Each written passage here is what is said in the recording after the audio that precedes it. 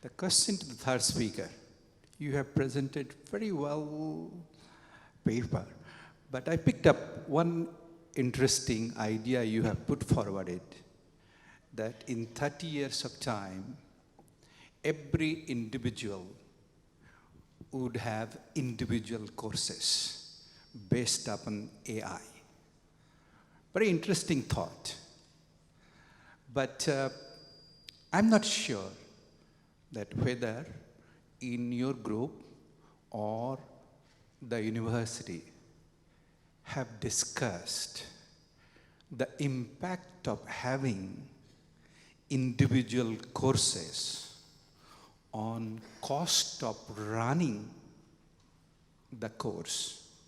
For example, if in your class, say 100 students, and if you put forward that 100 of different courses to be run, now the question is the cost of operations, meaning you must have professors, lecturers for that particular discipline and course, whether cost-wise it will be,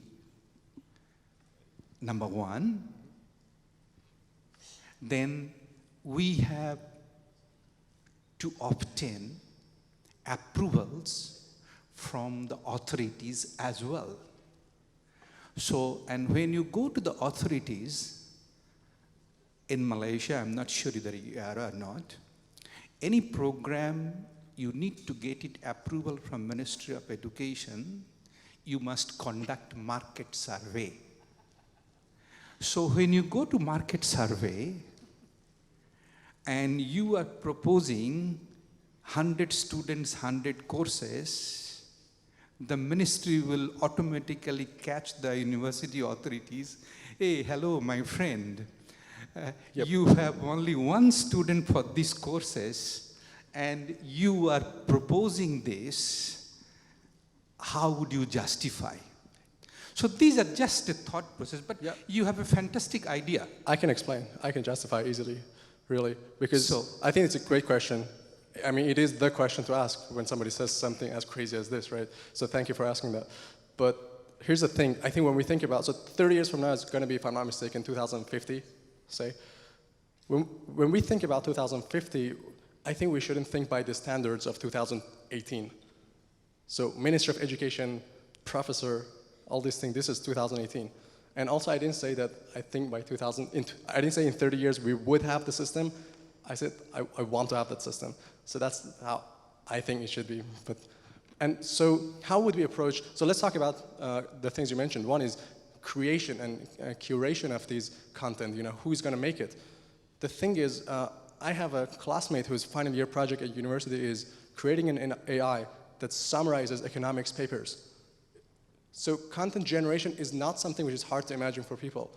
My own final year project is creating AI that classifies students in different clusters based on their learning style when going through their data, and based on that it recommends the right learning path. So the part of, you know, how many professors do we need to hire? 0 in 30 years from now. And the part about certifying these degrees, there are two main trends in technology right now. One is centralization, the other is decentralization. Centralization is AI. You want to have one brain there that is controlling everything, and decentralization, there's blockchain. And briefly what it does is it creates a way through technology for anyone to be able to certify something without seeing it. And that's a way to build trust at scale. When I talk about 30 years from now, I'm extremely optimistic about all the good things that we should do and we haven't done yet. So I think, yeah, that's my answer. I think we really need to think about future by the standards of future, not today. No, what I'm trying to say, you don't have to answer today. Yeah. It is an evolving situation that you have put forward a very interesting idea, but now we need to develop this idea to interpretation. Absolutely. So when you go back to your classroom, when you talk to your students group, when you talk to your lecturers, come up these thoughts which we are discussing. Sure. See, this is what is happening now. I definitely will. So how do we handle this situation? I definitely will, and I definitely have. And the last thing I want to add to what you're saying is that when you look at the trend, a lot of development of that is something we need to do to figure things out, how to make the technology, how to make this and that, and there's a lot of it which is just the evolution that's happening. When you look at industry, a lot of industries are just dying, and a lot of new industries are evolving.